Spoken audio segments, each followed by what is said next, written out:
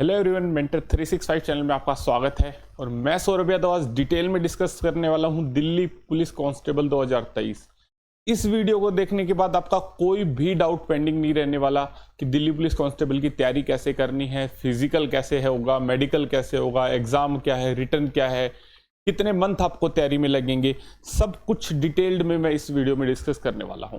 हर चीज बिल्कुल बारीकी से आपको बताने वाला हूं। दूसरी चीज मैं आपको बता दूं कि मेरे खुद के 84 प्लस मार्क्स थे डीपी कांस्टेबल में, तो वो चीज़ भी मैं आपको डिटेल में डिस्कस करूंगा कि किन बुक्स से मैंने स्टडी करी थी और कैसे मुझे डीपी पुलिस कांस्टेबल में 84 मार्क्स आए और कहां कहां बच्चों का सिलेक्शन नहीं होता, किन किन स्टेजेस पे बच्चे बाहर होते हैं।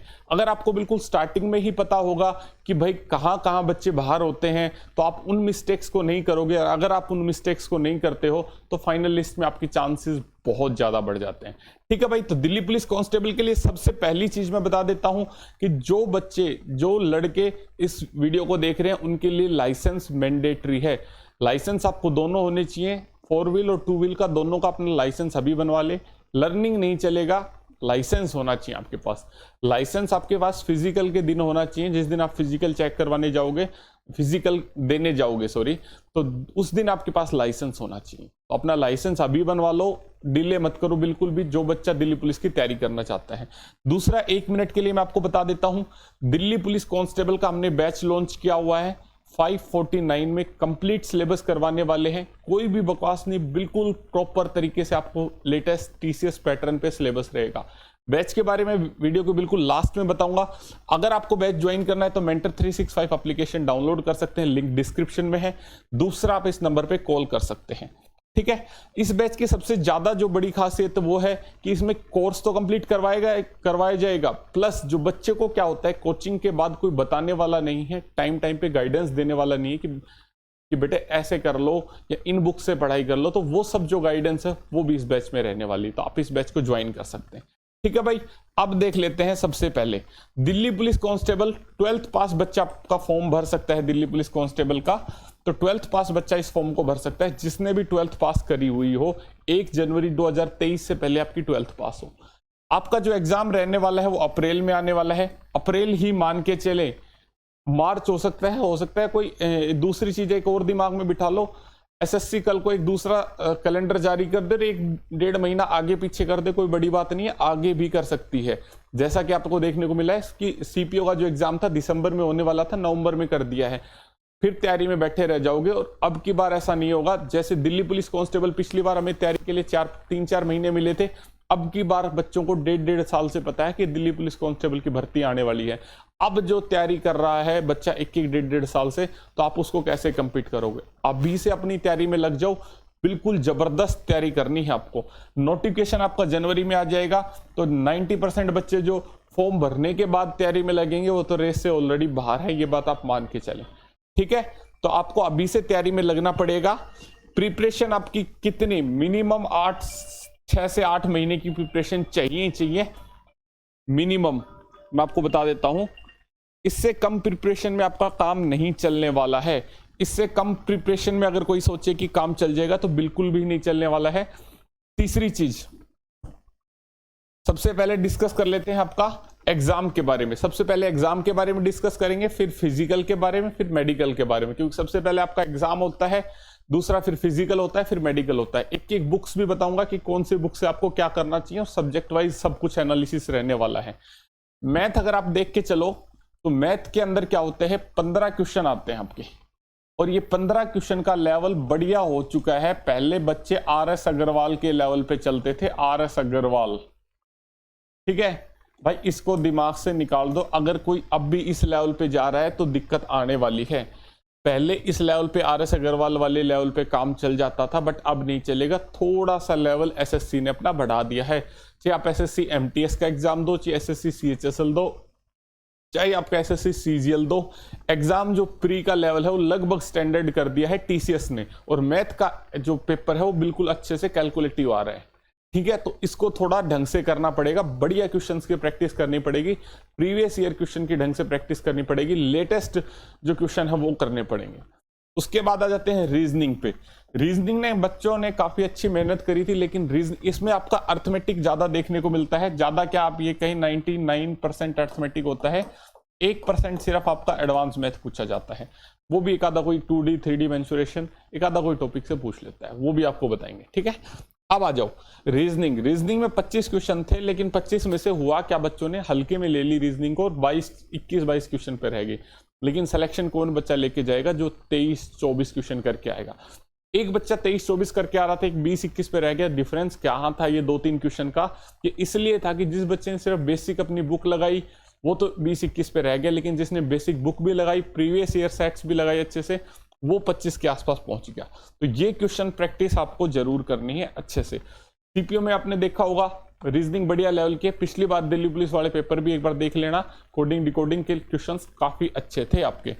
जीएस बच्चों में एक हवा बना हुआ है कि सर जीएस 50 नंबर की आती है, क्या करें, कहां से पढ़ें, क्या कुछ करें। भाई मैं मेरी खुद का एक्सपीरियंस बता रहा हूं, बहुत लिमिटेड किताबें बताऊंगा आपको, उनसे पढ़ के जीएस काफी अच्छी हो जाएगी, मार्क्स आपके बढ़िया आने लग जाएंगे। हमें ना तो पीएचडी करनी है ना स्कॉलर करनी है, हमारा मेन मकसद होना है इन 50 में से 35 नंबर लेना। जो बढ़िया बच्चा होता है वो 35 नंबर ले जाता है, 30 से 35 नंबर इजीली ले जाता है जीएस में। और दूसरा, इसमें दिन रात मेहनत करते रहो, पागलों की तरह कैसे लगे रहो, तो भी जीएस में काम नहीं चलेगा। कंप्लीट मैं आपको एक अलग टाइम टेबल की भी वीडियो बना दूंगा, प्रॉपर पूरी गाइडेंस मिलेगी आपको, सब्जेक्ट वाइज गाइडेंस भी मैं आपको दूंगा, सब कुछ टाइम टेबल भी मैं आपको बताऊंगा, हर चीज मैं आपको बताऊंगा, ठीक है। अब देख लेते हैं जीएस में। तो जीएस आपके 50 क्वेश्चन आने वाले हैं, बहुत अच्छे से आपको करनी पड़ेगी। कंप्यूटर के भी 10 क्वेश्चन ठीक ठाक लेवल के पूछे गए थे, आपको ये भी करने पड़ेंगे, ठीक है। कट ऑफ आपने ऑलरेडी वीडियो देख ली होगी, नहीं देखी है तो आप कट ऑफ मेंटर 365 लिखेंगे, आपके सामने वीडियो आ जाएगी, ठीक है भाई। अब देख लो सबसे पहले रीजनिंग। रीजनिंग में क्या होता है, बच्चा क्या कर लेता है, सबसे पहले अपना सिलेबस करो एक बार, ठीक है। सबसे पहले अपना सिलेबस कवर करो। सिलेबस कवर करने के बाद प्रीवियस ईयर क्वेश्चन लगाओ। प्रीवियस ईयर क्वेश्चन के बाद ये देखो कि कौन कौन से टॉपिक्स हैं जहां से आपकी गलती हो रही है। जिन भी टॉपिक से आपकी गलती हो रही है उस टॉपिक को अच्छे से पिक कर लो और उसके कम से कम संडे को बैठ के 50-100 क्वेश्चन लगाने पड़ेंगे।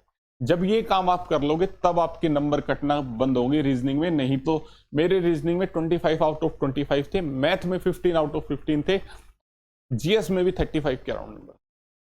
समझ सकते हैं आप कि इतने नंबर लाने के लिए आपको ऐसा तो करना ही पड़ेगा, तभी चीजें बिल्कुल लाइन से चलेंगी। उससे आगे आ जाओ, ठीक है। सिलेबस हो गया आपका प्रीवियस ईयर। रीजनिंग के बाद आपका सिलेबस किया, प्रीवियस ईयर की जो आपके मिस्टेक्स हैं उनको दूर करा और उन क्वेश्चंस की प्रैक्टिस करी। बुक आपको अगर पूछनी है रीजनिंग के लिए तो पीडीएफ आपको प्रोवाइड कर रखी है मेंटर 365 चैनल के अंदर, रीजनिंग की बुक्स की, उन बुक से आप कर सकते हो। जो टॉपिक आपको करना हो सिर्फ उतना ही कर लो, ज्यादा कोई जरूरत नहीं है। बुक आप कोई भी ले लो, आपके पास अगर कोई बुक है रीजनिंग की तो वो भी चलेगी बिंदास, नई बुक लेने की कोई जरूरत नहीं है। अगर आपको कोई नई बुक लेनी है तो आप पिनैकल की ले सकते हैं, ठीक है। जो आपको अगर कोई नई बुक लेनी है तो आप पिनैकल की ले सकते हैं। अब आ जाते हैं आगे आपका रहेगा मैथ्स। मैथ्स से आपको सबसे ज्यादा डर लगता है, पर मैथ सच में नंबर देने वाला सब्जेक्ट है और इजी तरीके से नंबर आपको दे सकता है, बशर्ते आपको पता हो कि मैथ पढ़ना कैसे है और पढ़ना कहाँ से है। सबसे पहली चीज क्या होती है मैथ के अंदर, मैथ के अंदर जो सबसे पहला रोल होता है वो होता है सब्जेक्ट का,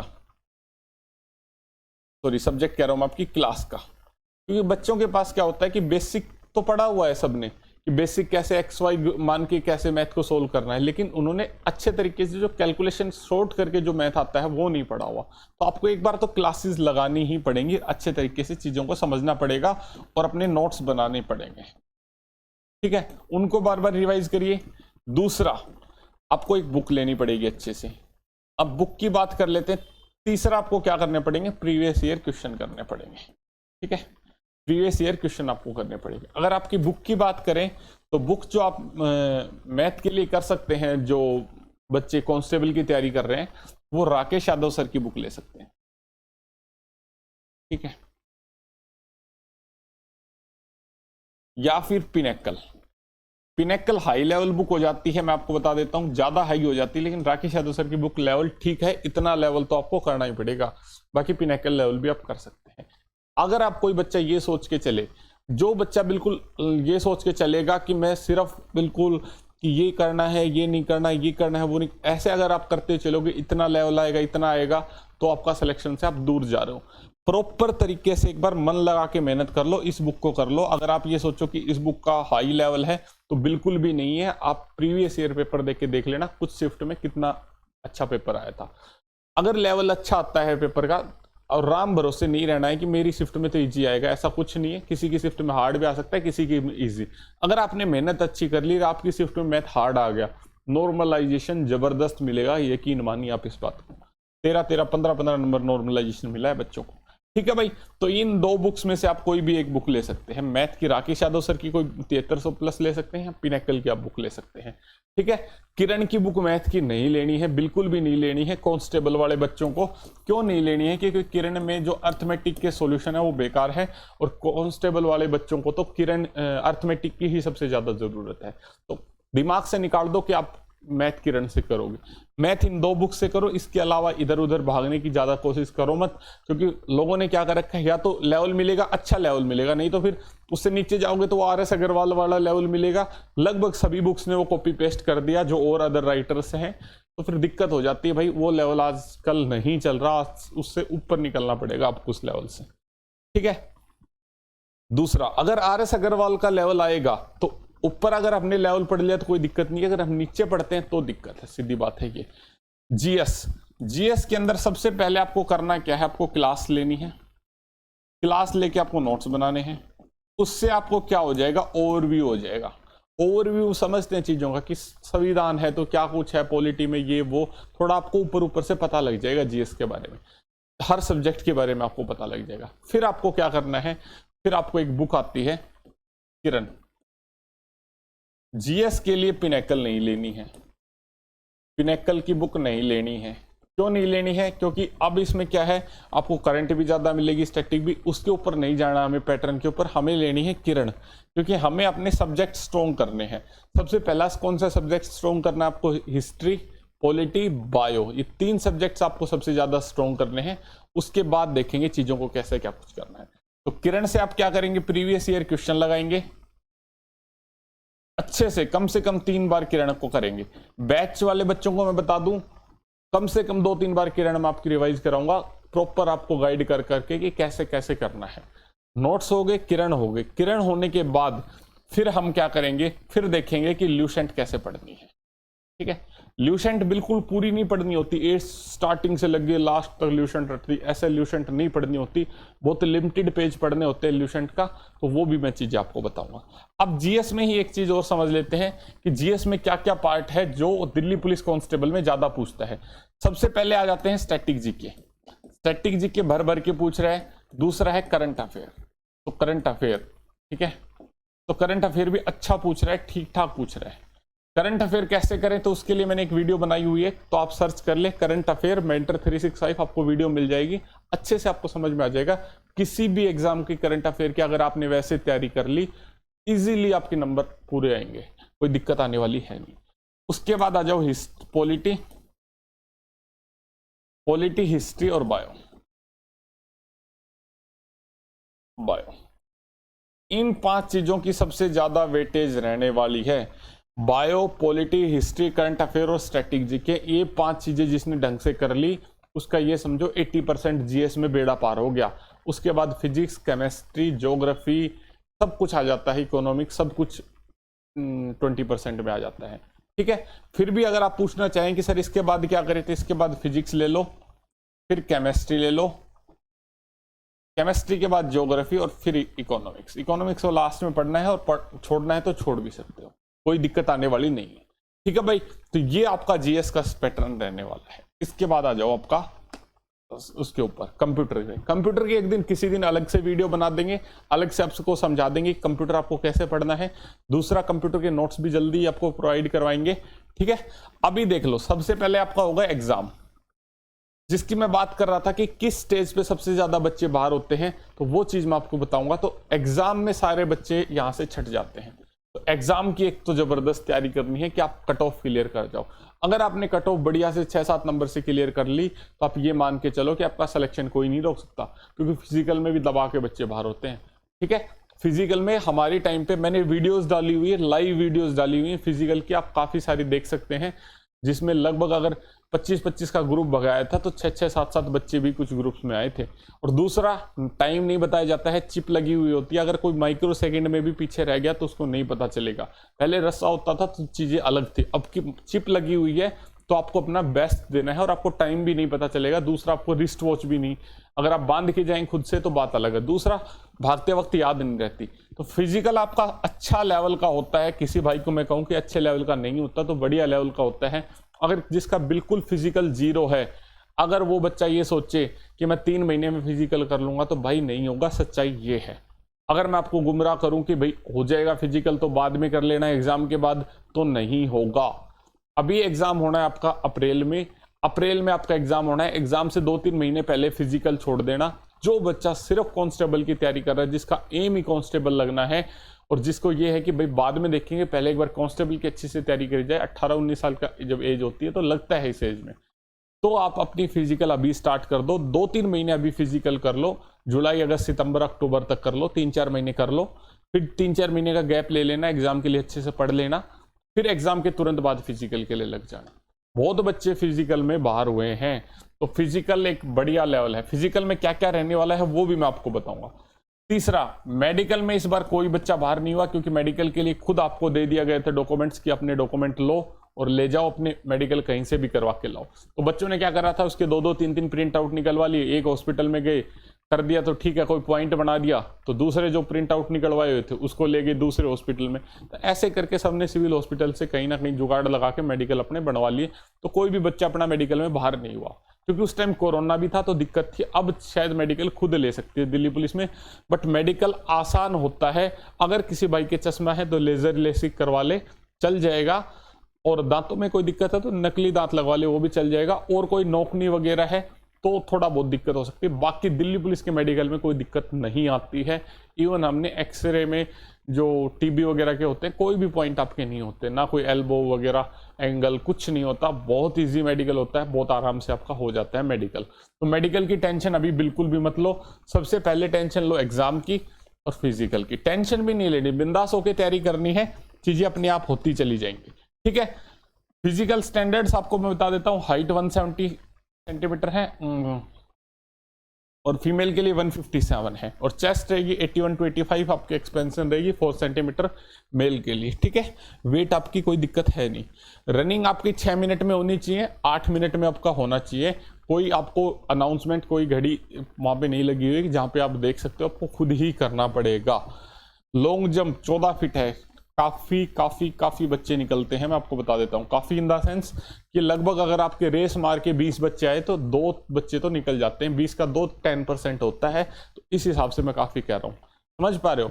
मतलब एक ग्रुप में मान लो 100 बच्चे भागे थे, 40 बच्चों ने रेस मारी और 4 बच्चे रह गए, तो आप अच्छा परसेंटेज हो जाता है उसमें से। तो 10 फीट है लड़कियों के लिए, तो कोई दिक्कत है नहीं। हाई जंप में बहुत कम बच्चे निकलते, एक आधा ही कोई हाई जंप में रहता है। हाई जंप आप कैसा भी मार सकते हो, मछली मार सकते हो, कैसा भी, जैसा आपका मन करे वैसा आप हाई जंप कर सकते हो। बट हाँ, जो बच्चा मछली मारता है, अपना ये बात ध्यान रखना, वहां पे आपको गद्दा मिलने के चांस कम है। होता भी है, नहीं भी होता, दोनों चीजें। वैसे गद्दा मिलता ही है आपको, लेकिन अपनी जो मछली मारते हो उसकी प्रैक्टिस गद्दे पे ही करना। गाँव देहात में हम प्रैक्टिस करते हैं, जो मछली हाई जंप मारते हैं तो आपको यहाँ चोट लग सकती है, स्पाइन आपकी जा सकती है। इस चीज का आपको हमेशा ध्यान रखना है, कभी भी मजाक में हल्के में नहीं लेनी इन चीजों को। आई लेसिक आपकी चलेगी, टीथ वगैरह का मैंने आपको बता दिया है। ठीक है भाई, अब एज देख लेते हैं। एज 18 से 25 है जनरल की, AWS की। OBC 18 से 28 है, SC ST 18 से 30 आपकी एज रहने वाली है, और 1 जनवरी 2023 से आपकी काउंट होगी। NCC के 5 नंबर हैं, C सर्टिफिकेट के 5, B के 3 और A के 2। ये आपको पहले दिन से मिल गए। आप एग्जाम जिस दिन आपने फॉर्म भर दिया उसी दिन आपको नंबर मिल गए। जब आपका रिजल्ट आएगा रिटर्न का, उस दिन ही आपके नंबर ऐड होके आएंगे। आपको बिल्कुल टेंशन नहीं लेनी है। ठीक है भाई, तो उसके बाद दिल्ली पुलिस कांस्टेबल के लिए मेडिकल आपका हो गया, उसके बाद कोई दिक्कत है नहीं, पुलिस वेरिफिकेशन आराम से हो जाती है और इजीली आप जा सकते हैं। कोई भी दिक्कत आपको आने वाली नहीं है, आप ये बात मान के चले, इजीली आप चीजों को कर सकते हैं। अब डिस्कस कर लेता हूं एक बार दिल्ली पुलिस कांस्टेबल का जो बैच हमने चला रखा है, डिटेल में एक बार बता देता हूं। एक बार चीजों को देखिए, आपको अच्छा लगता है, मतलब बहुत शिद्दत से, बहुत दिल से, क्योंकि जो कमियां थी बच्चों की, जो वीकनेस थी, जो खामियां थी और चीज़ों में, वो हमने दूर कर दी और फिर ये बैच हमने बनाए हैं। सबसे चीज कंप्लीट सिलेबस आपको करवाया जाएगा। एक बच्चों का डाउट है कि सर रिकॉर्डेड रहेंगी या लाइव रहेंगी क्लासेस, तो भाई लाइव नहीं रहेंगी, रिकॉर्डेड रहेंगी। रिकॉर्डेड कोई पुरानी नहीं है, अभी लेटेस्ट रिकॉर्ड कर रहे हैं। अगर आप रीजनिंग की क्लासेस देखोगे तो लेटेस्ट रीजनिंग के टीसीएस के क्वेश्चन उठाए हमने कांस्टेबल वाले, और उस पैटर्न पे आपको पढ़ा रहे हैं क्लासेस में। लोग पुराने पैटर्न पे पढ़ाते जा रहे हैं, लेकिन हम आपको लेटेस्ट चीजें प्रोवाइड कर रहे हैं, ठीक है। दूसरा, लाइव का एक और बड़ा नुकसान है, 100 घंटे का कोर्स है, 200 घंटे में कोर्स खत्म हो रहा है, ठीक है। बच्चों को मजा आ रहा है, टीचर को भी अच्छा लग रहा है, पढ़ा रहा है लाइव, लेकिन मेरा खुद का मानना यह है, अगर जहां आपका टाइम वेस्ट हो रहा हो, जिस तरीके से आपकी चीजें टाइम खराब हो रही हो, उस तरीके से नहीं जाना चाहिए। तो लाइव में बच्चों का भी टाइम वेस्ट होता है, टीचर को कमेंट लेने पड़ते हैं, काफ़ी सारी चीज़ें हो जाती है, तो इसलिए मैंने इस कोर्स को रिकॉर्डेड रखा है। नहीं तो वही चीज़ हमें रिकॉर्ड करनी थी, टीचर तो है ही, तो लाइव और रिकॉर्ड कोई दिक्कत नहीं थी, ठीक है। वैलिडिटी आपकी 1 साल पूरी रहने वाली है। दूसरा, ये आपके जो मैथ, रीजनिंग, जीएस का और कंप्यूटर का लेवल रहेगा, कोई भी स्टेट एग्जाम दे देना, कोई भी एसएससी का एग्जाम दे लेना, प्री सभी एग्जाम के लेवल तक को टच करेगा। बिल्कुल आपको बढ़िया लेवल तक पढ़ाएंगे, बेसिक से अच्छे लेवल तक लेके जाएंगे, ठीक है भाई। तो एक बार क्लासें आप देख के देखें, डेमो क्लास हमने ऑलरेडी डाल दी है। और दूसरी जो सबसे बड़ी चीज है जो इस बैच के अंदर है, वो है गाइडेंस। समय समय पर मेरी गाइडेंस क्लासेस आएंगी, लाइव डाउट जूम सेशन होगा जिसमें आप अपने डाउट्स पूछ सकते हो, और भी काफी सारी चीजें आप पूछ सकते हो, ठीक है बच्चे। तो आप इस बैच से जुड़ सकते हैं। अगर किसी भी बच्चे को बैच परचेज करना हो तो आप हमारी ऐप डाउनलोड करें, उसके अंदर बैच है। दूसरा, आप 9468470317 पे भी आप कॉल कर सकते हैं। तो भाई अपनी तैयारी के लग जाओ। जो बच्चा बिंदास होकर तैयारी करेगा, मस्त रहेगा, और जो कंफ्यूज नहीं रहेगा, जिसको पता है कैसे पढ़ना है, कहां से पढ़ना है, कितना पढ़ना है, किस बुक से पढ़ना है, वो बच्चा सिलेक्शन लेके जाएगा। थैंक यू, जय हिंद। और कुछ हो तो हम डिस्कस कर लेंगे नेक्स्ट वीडियो में। कंप्लीट हम एक बार डिस्कस कर लेंगे कि कैसे आपको मैथ करना है, कैसे आपको सारी चीजें करनी है, ठीक है भाई। तो कंप्लीट डिस्कशन एक बार नेक्स्ट वीडियो में हम कर लेंगे कि मैथ सब्जेक्ट वाइज वीडियोस में आपकी बना दूंगा कि मैथ को कैसे करना है, जीएस को कैसे करना है, इंग्लिश कैसे करना है, टाइम टेबल क्या रहना चाहिए दिल्ली पुलिस कांस्टेबल के लिए, हर चीज में आपके लिए बना दूंगा, ठीक है बच्चे। Thank you.